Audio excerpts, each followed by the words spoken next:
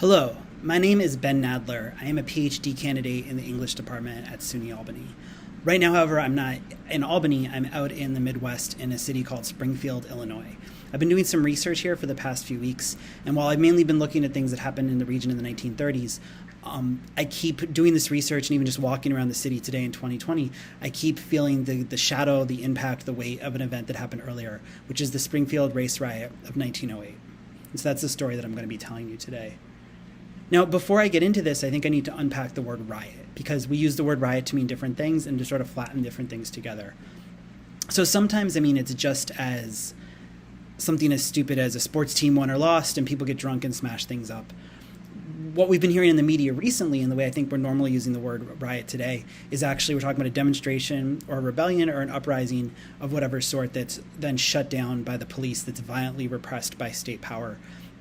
So some of the George Floyd protests we've seen being called riots, some of the things that have happened over the past couple years, such as when Freddie Gray was killed in Baltimore and his killers were acquitted, and then there was a youth rebellion that was repressed by the police. We see that called a riot. And then historically, though, when we talk about race riots like the one I'm going to tell you about today, what we really are talking about is an attack on a community, and generally a community of color and generally a black community. And it's a violent, coordinated, attentional attack. We're talking about mass lynchings. We're talking about terror attacks. We're talking about wide-scale violence. We're talking about intentional destructions of businesses and homes. What I would call a pogrom, really, is probably a better word than race riot, a pogrom. And I think it's intentional that we flatten these things together to not really name these terror attacks as what they were, to not really name these historical collective crimes for what they were. Because, the etymology of the word riot, it has to do with sort of kind of quarrel and conflict like that. So when you say race riot, I think there's an image that comes to mind sometimes of like, oh, there's people of different races living near each other and they didn't get along and there was friction and like a brawl broke out or something. And that doesn't really ascribe blame or agency or crime to one side. So I think it's sort of an intentional flattening. But when we're talking about today with the Springfield race riot of 1908, when we're talking about other events like Tulsa in 1920 and other things over the late 19th and early 20th century, we're talking specifically about attacks by groups of white people on black communities, violent, intentional attacks, murders, crimes. So one quick thing I want to say before I get too deep into this is that because of that, what I'm going to be talking about involves violence against black people, against black men specifically. And if that's something that you're sort of inundated with, you've been seeing just too much of that online or whatever it is, and you don't want to deal with that right now, that's okay. I think this is important history to talk about, and that's why I'm doing this video. But at the same time, if that's not something that you're ready to deal with right now and you need to take care of yourself, that's okay. Maybe come back to this at a different time. So to understand what happened, I think we should start with the setting. A lot of you in Albany or wherever you are, I'm at home in New York, have probably not been to Springfield, Illinois. Maybe some of you have. But just to give the context, this is the capital of Illinois. It's a couple hundred miles south of Chicago, so it's right in the center of Illinois. The closest major city is actually not Chicago, but St. Louis, Missouri. But we're right here in the center of the state, in the center of the Midwest, in some ways in the center of the country. This sort of like a heartland city. It's out on the prairie, just a middle America, all-American city in some ways. And what the city is probably most known for back to like 1860, and I would say through to the present, is that it's the city of Abraham Lincoln. He was born over in Kentucky, and he lived in some rural places, but this is where he lived pretty much his adult professional life. This is where he had his law career. This is where he started his family. This is where he lived when things like the Lincoln-Douglas debates happened. And he lived here pretty much until he was elected president. Then he got on the train at the train station just down the street from here, and he took the train to D.C. and he became the president. And then a couple years later, when he was assassinated in D.C., they put his body on the train and it went through the country and people said goodbye to him. And then he was buried in a tomb here in Oak Ridge Cemetery in Springfield. And his home is preserved here. There's a lot of his presidential library is here. And this is very much always known as the city of Lincoln. So not only is this sort of like an all-American city, but it's a northern city, and it's the home of Lincoln, the great emancipator. And so it's very much a Union city, right? This is not a city, a deep South city, which has any kind of pride or history in the Confederacy. This is a city that's supposed to be proud of the Union, of actually being a very anti-Confederate city, a very northern city, which is what makes the kind of the history of racial violence was even more shocking to some people at the time, and what makes it a little more incongruous to talk about now, or seemingly incongruous. So there's been a black population in the city back to the early 19th century, back to really when the city started to grow into a bigger city. And that happened because there was coal mines, even in the city itself, as well as the region. There was kind of coal, and there was train lines coming through, and the country and the Midwest were starting to industrialize. So as the city grew, you had different populations. And so back in the early 19th century, you did have a black population, including some enslaved people. This is not a slave state, but there were enslaved people here, as well as free African Americans, due to the Underground Railroad and due to different things such as that. But really, the black population started to grow in the late 19th century and the early 20th century during what some of you I'm sure know about, the Great Migration. And the Great Migration was this mass exodus where a huge amount of African Americans from the South, so formerly enslaved people, as well as children, grandchildren of people who'd been enslaved, withdrew their bodies, withdrew their labor, and moved to the North, bringing themselves, their culture, their everything into the North. And this kind of creates the landscape of a lot of the cities where a lot of us grew up in. This is certainly Albany, part of the legacy of Albany, why there's a Mississippi Day celebration. Albany, culture of New York City, culture of every city in the North was greatly impacted by this mass movement. And during this time, one of, if not the biggest destinations was Chicago. Like, there's songs about it, Sweet Home Chicago. This was a place that made sense to go because if you're leaving the Deep South, you go straight north, you go straight up the Mississippi River, you're going to come to Chicago. At this point, the northern Midwest was very industrial, so Chicago, Detroit, places like this had a lot of job opportunities, things that had to do with the railroad, things that had to do with the factories, and then there was big hotels and things like this. So there was economic opportunity, and then once people start coming, they come to rejoin their family, people from the same town that they're from down south. But along the way, people are going to stop and live in other cities too. Springfield, as well as some other smaller cities like Decatur, they're on the way from the south up to Chicago. So some people didn't go all the way to the metropolis. Some people settled in these smaller cities. Part of that was because being cities, they had job opportunities, they had economic opportunities, but part of it was because African Americans were actually not allowed to settle in a lot of the other towns and rural areas in Illinois and pretty close to here. So you kind of had to settle in a city like Springfield. And this was because Illinois is a northern state, it didn't have Jim Crow laws. It didn't have this official kind of segregation in the same way. But what it did have is sundown towns. So a sundown town, and this was a huge amount, if not the majority of towns in Illinois at this time, they basically had a regulation that said African Americans could come into the city during the day. They could come into the town during the day. If they had work, they could work for the day. If they came through on the train lines, if they were traveling or working on the train lines, if they were, driving through and got some food or something, they could do all these things. But come sundown, once it was dark outside, any African Americans still within the town limits would be subject to arrest. They'd be subject to violence. They would be persecuted. They'd be violently driven, expelled from the town, or suffer violence. So the result is that you don't see in most of the small towns in Illinois, you didn't see African American migrants settling. Even if they were people who were from agriculture areas, maybe they wanted to live in a small town, maybe they didn't want to come to the city. They weren't allowed. It wasn't safe to be there. Certainly, there were communities where African Americans settled, including a lot of all black rural settlements, things like that, as well as some towns that weren't sundown towns. But for the most part, you tended to see a lot of African Americans going to cities instead of the small towns. And you still see this today, where places like Chicago, Springfield, Decatur have East St. Louis have large African American populations, whereas you go just one county over in any direction from Springfield, and you'll see a lot of towns that are like 95, 99% white. And that's not a coincidence. That's not an accident. That's because people were not allowed to settle there. So out of this, Springfield is growing, Springfield is thriving, and you have a growing black community.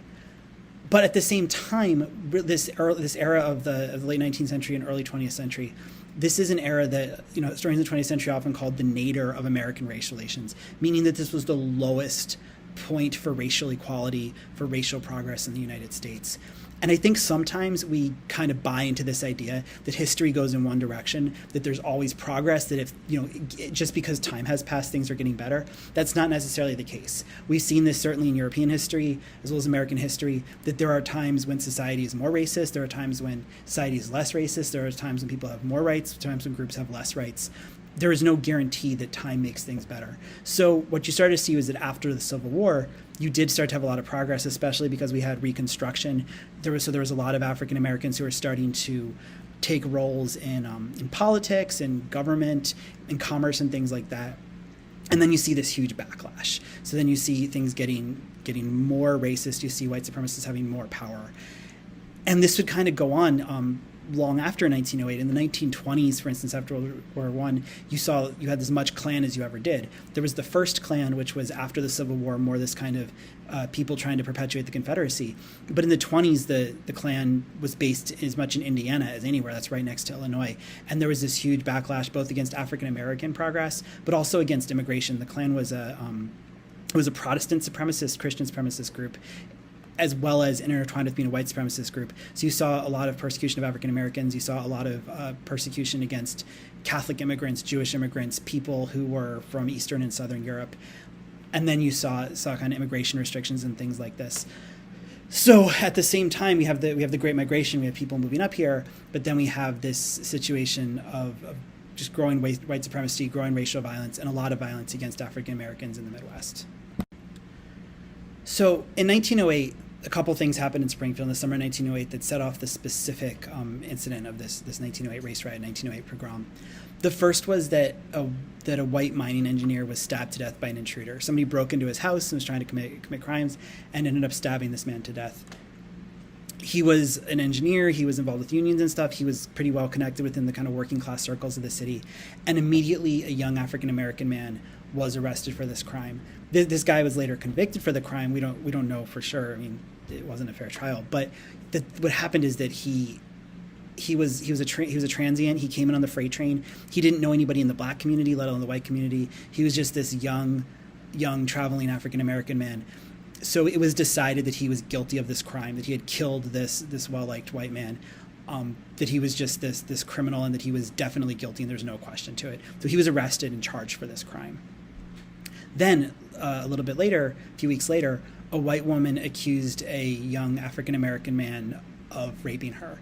And we know for sure that he was not guilty, because after all this happened, she said, well, I lied. It was actually a white man that raped me, but I decided to blame it on a black man. So this young man committed no crime. And he was eventually released for that because he committed no crime. But it didn't matter to the sort of population of Springfield. It was decided that these young black men were guilty. And what's more, it was decided that they didn't deserve a trial. They were going to be lynched, because when we talk about lynching, we're talking about extrajudicial execution. So just by being accused of a crime, or not even being accused of a crime, being accused of anything perceived as a crime, as a black man, you are subject to immediate execution. You do not deserve defense. You do not deserve a trial. You do not deserve any of these things. You will be killed, and you'll be killed publicly, and you'll be killed as a spectacle. And this is, we see these resonances through, I think, even to something like the George Floyd video, which is one of the reasons we're talking about these things today. So you had a mob of people assembled outside the jailhouse in Springfield. And I think it was like 5,000 people I've seen. We're talking thousands and thousands of people. This is not like a small fringe group or something. This is a large population of the city is coming out, deciding there's going to lynch these two young men. They're going to take them out of the jail, and they're going to murder them publicly. So the sheriff of Springfield wasn't going to let the lynching happen, because even if he considered the young men to be guilty, it was his job to get them to trial. So he basically kind of snuck them out of the jail and got them away to the next county where the mob would not be able to get them. And to do this, he needed to get a car. He couldn't use a police car because people would see that the police were doing something. And there wasn't that many private cars in 1908. So he borrowed a car from a guy named Harry Loper, who was sort of a wealthy white businessman in town, who owned a sort of hotel, restaurant, bar kind of place named Loper's downtown. So Loper gave him his car, and he put the guys in the back seat and had them go down where they wouldn't be seen, and got them out of town. So when the lynch mob found out that their people they were trying to lynch were gone, they decided, and I don't know how these decisions are made, but the violence was turned elsewhere. And the first target was Loper's. They found out somehow that it was Loper's car, so they blamed Loper for this. So they went there, and they attacked his restaurant. They attacked his building. They smashed up everything, the windows, the equipment, everything. They were firing guns. The first person killed that day was actually just a random diner at the restaurant, killed just by a bullet that someone shot. Loper's car was smashed up. There was just right downtown this mob that was not controlled or could not be controlled, attacking this business. After that happened, they went up to the Levee, which was a little bit like northeast of downtown. And the Levee was sort of a working class business district. And as they went, the mob rampaged, and they were destroying businesses. They were looting businesses. We hear this word looting a lot in the media today, but a lot of looting historically situations like this with racist, white supremacist mobs looting businesses. And they went through and they destroyed, looted, burned, destroyed businesses. But I want to be really clear. This is not like a random rampage. This is not out of control. This is a targeted, intentional thing, because almost all of the businesses that were attacked after Lopers, but every other business that attacked, almost all of them were black businesses.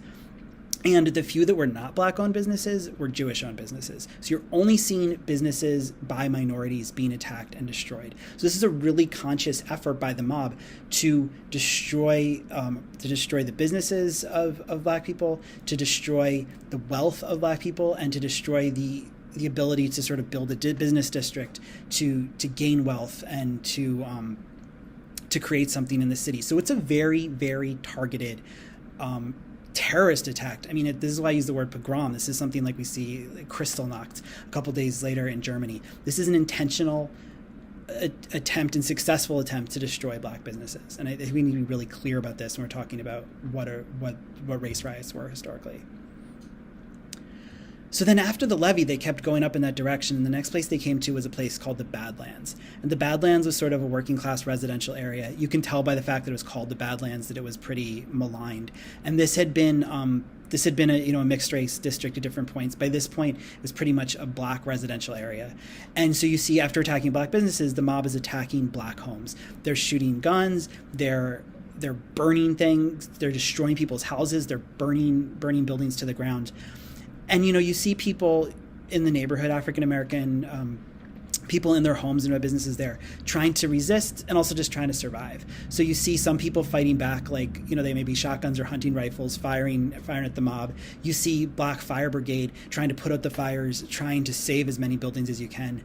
But of course you see just a lot of people fleeing because they know this mob is coming and they're scared. So they flee to different places. Some of them go to the armory because the National Guard Army, they can be protected by the government.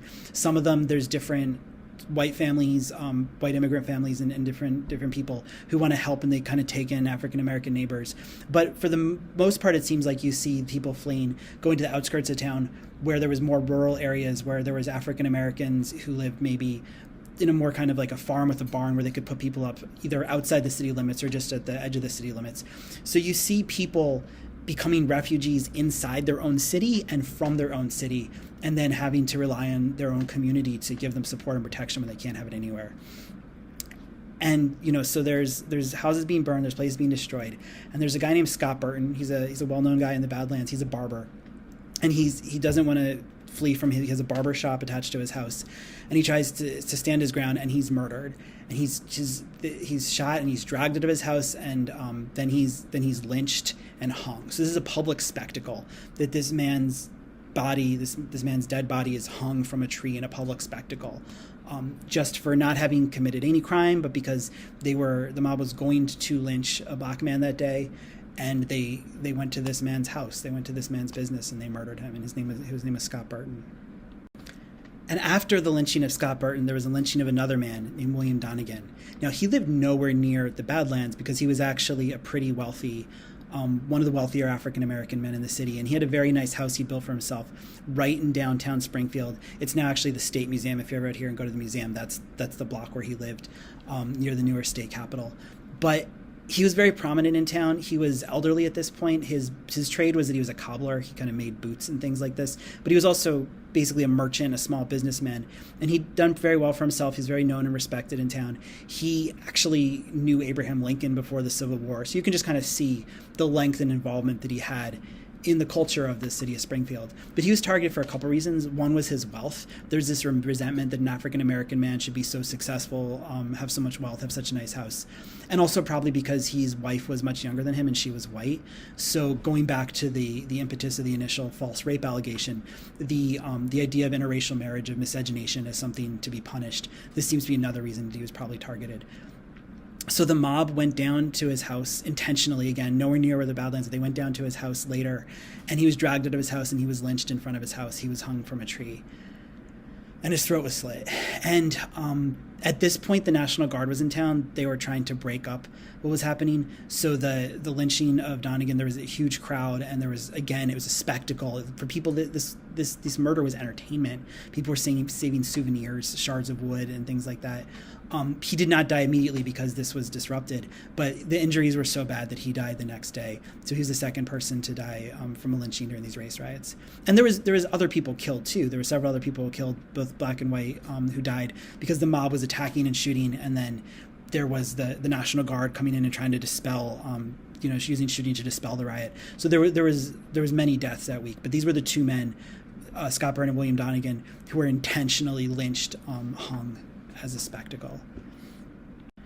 So of course it's important to name these victims and to honor these victims, but I think for the sake of getting the whole story, I should talk a little bit about who was in the mob. And we have a sense of it because of hospital records and court records. There was no major convictions, but there was a lot of kind of small arrests. And one historian especially, Professor Roberta Senechal de la Roche, I'll cite all my sources at the end, but her especially, has worked to kind of reconstruct what the mob was based on these names we have, based on the little bit of information we have, who would have been in it. And of course it was an all white mob, and it seems a lot of men, but there was women involved too.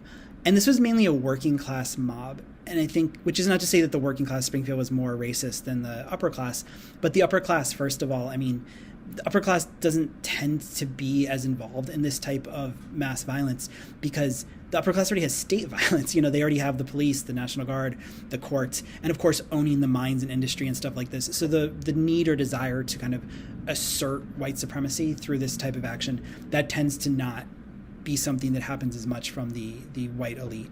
But also it's just geographic too, because the white working class districts and the black working class districts were right by each other, intermixed with each other, not even completely segregated. Whereas the white housing, the elite white housing, it was a little bit in a different area, but it was also, there was restrictive housing covenants, like only white Christians could live in those places, so they didn't have the same sort of immediate proximities and conflicts. And when I'm saying white people, there's different types of white people in the city at the time, because you had this sort of older American population, which was people who, they might have been born in Springfield, but if they weren't born in Springfield, they would have been born in Kentucky or Central Illinois or Southern Illinois or maybe a southern state. But they were people who were white Protestants, Americans, English speaking, whose family was from America, and they had a sort of long-standing history in the region.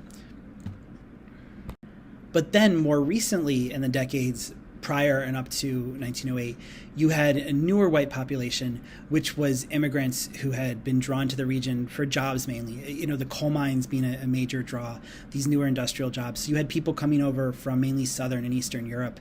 A lot of Italians were living in the city. There was a lot of people from places like Lithuania, Russia, and Poland, Jewish and non-Jewish. And then you had people from Croatia, Czechoslovakia, what's now the Czech Republic. So these different places in Eastern and Southern Europe. And it's a complicated thing to talk about why these people would have been in the mob, because the mob, I'm not saying by any means it was an immigrant mob or immigrant mob, but it seems like you had different types of white people from these different populations, the Americans and the immigrants in there. And it's complicated because, one, as we saw, the mob was even overtly targeting Jewish businesses, but also historically at this time, you're seeing targeting of violence against African Americans, but it was only 20 years earlier that in Louisiana, mobs were targeting Italian immigrants and lynching Italian immigrants. And then going forward over the coming decades, the Klan is really going to be targeting, and groups like the Klan are really going to be targeting immigrants, specifically Catholic immigrants. So there's anti-Irish sentiment, anti-Italian sentiment. So there's people that are not seen. They're not seen, if they're seen as white, they're not seen as the sort of white Protestant Americans. They're not seen as belonging in society, and they could be persecuted and have been and will be persecuted by mobs themselves. But what you see again and again in American history is that newer immigrant groups that are kind of kept out from the mainstream of society, anti-Black racism and anti-Black violence are kind of ways to prove Americanness and to prove belonging. There was a guy named Noel Ignatieff who wrote a book called The Irish Became White, and he was from Philadelphia, which is also my hometown. And he talked about the Irish experience in Philadelphia in the 19th century, how it went from Irish not being considered part of white Anglo society, and having a lot in common and living next to and being in community with a lot of Black people in Philadelphia. But then because of things like this, riots, racial violence, using anti-Black racism as a way to kind of prove their belonging and to prove their role as part of white Philadelphia and white America. So that was not the only force or the only dynamic in Springfield, because certainly you had the intense racism already from the older populations of people from Illinois and Kentucky and wherever else. But this was also something that happened, is that these newer immigrant groups were part of this mob as well, and finding themselves on that side of things. So I think a lot of times the questions after a story like this, and very fair questions, are, one, why tell this story? Because it's happened so long ago, it's relatively obscure, it's 112 years ago in Illinois. Why rehash it? And then the kind of follow-up question to that is, we're already seeing so much violence against Black men. Do we have to repeat these stories over and over? And I think those are very fair questions. But the reason I think it's important to look at this history, and the reason I wanted to talk about it, is because of the sort of aftermath, the afterlives, the effects, the kind of continuation. So the immediate after effect, like I said, there was no major convictions. So this in of itself demonstrated to the Black population of the city that their lives, their property, their safety was not valued by the city. Not valued by the city, not valued by the state, not valued by the government. So this is obviously going to have a really profoundly negative impact on people's sense of belonging, sense of participation, sense of involvement in society. But there's also really, really structural things that happen as a result too, such as involvement in city government through city jobs. Because, for instance, there was Black police officers and Black police detectives in Springfield prior to 1908. Not a huge number, but they were certainly present. This was certainly something that existed, and this was part of civic life. Then after 1908, for several years, you didn't have any Black police officers at all, let alone Black police detectives. So there was law enforcement had no Black representation. It's entirely a white force. And then, over the following years, some people started to be hired again. But it would be decades before we even had the same level. We even see the same level of Black law enforcement in Springfield, let alone progress to having more people working those jobs, more people in positions of authority. I mean, it would take decades and decades and decades. So when we talk about things like the structure of police departments, and especially in the Midwest, I mean, I'm sure we're all thinking about places like Kenosha, Wisconsin, which is not that far from here, certainly Ferguson several years ago, where a lot of the current discussion started. So having these police forces that are majority white, that was something that structurally happened because of this. So it wasn't until like the 60s, and then even pushing through to now, that we start to see progress in terms of representation, community involvement, and things like that with police forces. But it wasn't like, it just took a long time. No, this was something that started to happen 125 years ago. And then people actively pushed back on that and stopped that. And that's not just going to be police jobs too. That's going to be other types of city authority, which is important both because having jobs in the city, you help shape the city, but it's also it's income. These are good jobs. So you saw almost like a concession from the government to the mob to have African Americans forced out of the police force and other things. Then another thing that I think is really important to think about this is economic disparity, because people build wealth by getting property and by starting businesses and by accruing wealth. I mean, I look at my father's family, for example, right? As Jewish immigrants, they had a rough time and they worked in factories and things like that, but then they got a tailor shop and started to build wealth because they were business owners. And then that's the way you start to make money. And then eventually you have children and grandchildren who are able to go to college and own houses and things like this. But if people burn down your great-grandparents' businesses, if people burn down your great-grandparents' houses, that intergenerational wealth doesn't get accumulated in the same way. And I think that was a goal of these types of events, and I think it's an after effect of types of events. We talk about certainly Tulsa, the destruction of Black Wall Street, but all these other smaller, similar incidences like like in Springfield, were basically attempts to destroy black wealth, to destroy the building of black wealth and the intergenerational transmission of black wealth. So we're talking about economic disparity today. We talk about, we can look back to 2008 foreclosures and things like that. But we need to look back to 1908 to really see how black wealth was intentionally destroyed and not allowed to accumulate. There's certainly lots of other ways that happened too, but this is one of them, and this is a very literal way that black wealth was burned. And outside of those tangible things in terms of city jobs, economic wealth, of course, there's just trauma. I mean, people are living with this violence, knowing that their grandparents, that their parents, their great grandparents went through this, and that it was kind of pushed aside. And it was pushed aside for a long time. The city in 2008 began working on reconciliation, marking where these things happened, putting up a really beautiful memorial. But for a long time, this was sort of kind of maybe not discussed or not addressed trauma. That being said, the one kind of immediate positive outcome of the race riot, if I can say anything positive out of such a horrible event, was the founding of the NAACP, the National Association for the Advancement of Colored People. This is, still a very present and very prominent organization. And, certainly we, probably heard about the Image Awards and things like this. And this group was started in 1909, and they were very consciously and overtly started as a response to this. Because, like I said, this is supposed to be the northern city, the city of Lincoln, a city of freedom, an anti-slavery city. And this really showed people nationally that, hey, lynching, violence against black communities, that's not a Deep South problem. That's not like a holdover from Confederacy. That's not a Jim Crow problem only. That's not something that they have to deal with themselves down in Mississippi and Alabama. This is a national problem because it can even happen in the northern city of Lincoln. And therefore, it's a national problem, not a Southern problem. And it's a problem that requires national response. So lots of sort of prominent activists and reformers, people like Ida Wells, who's a pretty well-known anti-lynching activist, they got together and formed the National Association for the Advancement of Colored People as a direct result of that. So that's one really sort of lasting impact you see of this, was the sort of necessary response. So that's pretty much the story of what happened in 1908 in Springfield and some of the impacts of it. One thing I want to end by is addressing a question that often comes up is, well, how do we know this story? And I think that's a really fair question. How am I able to tell you these events, that they happened, that this is what happened?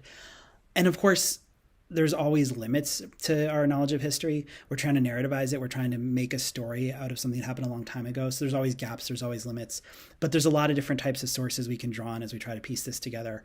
Both things I've looked at, the primary sources, but also the primary sources at the secondary sources I would have looked at.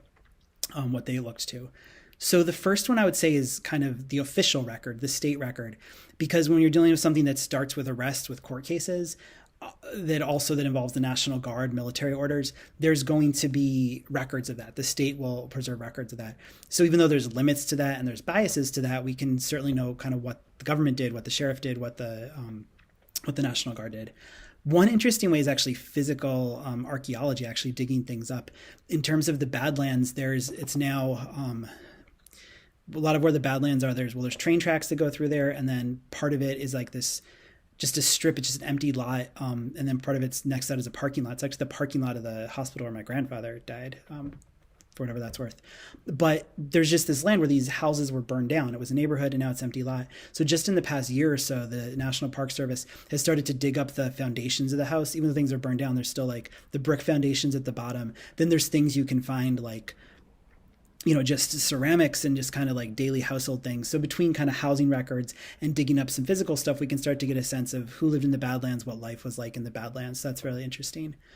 Another way we know some of this is from oral history. In the 1970s, the university here did a lot of great oral history projects to interview people, especially older people, about what they remembered. And one of these projects was called the Black Community Project. And because the interviewer was a local black preacher who was respected and knew a lot of people, he got some of the older people to open up. So even though this was 65 years later, there might be people that were in their 80s and remembered they were kids or teenagers at the time, and they remembered fleeing, or they remembered hearing or observing things. So that's one way that we get a little bit of, just fragments of what different people's perspectives might have been. But I think the most important resource, and the resource that tells us a lot, is print media, newspapers, because this was an age of print. This was a little bit before radio, so there was lots and lots of newspapers and magazines in the city, not to mention in Chicago and nationally. And there was, different newspapers, different magazines that had different political perspectives, or they were just sort of business rivals. But there was in different languages for all the different immigrant groups and different kind of newspapers for ethnic communities. So there was multiple Black newspapers in Springfield, and there's been a lot of Black newspapers in Springfield over the years. And this is really, really important, because this is how we know some Black community perspectives, is because these are newspapers, Black publishers, Black editors, Black journalists documenting what happened. And I really want to stress that all of this is really important, and that this is something that you might want to think about if you're an undergraduate student and you're studying journalism or creative writing, or you're in the documentary studies program, or if you're in something like Africana studies or history or LAX, but you're starting to write essays, trying to write about the world. We know about these things, and we know some of these things because people at the time and people immediately afterwards wrote about it. They wrote about what was happening in their community. They wrote about what was happening in their country. They documented things. They gave analysis. They gave opinions, and it's really important that we have those print records. So that's, if I could end such a sad video on a positive note. I hope you understand that if you're a student now and you're writing about the world, you're documenting about the world, what's happening. That's a really important thing, and it's important for people now, and it's important for people in the future. Okay, take care. Be well.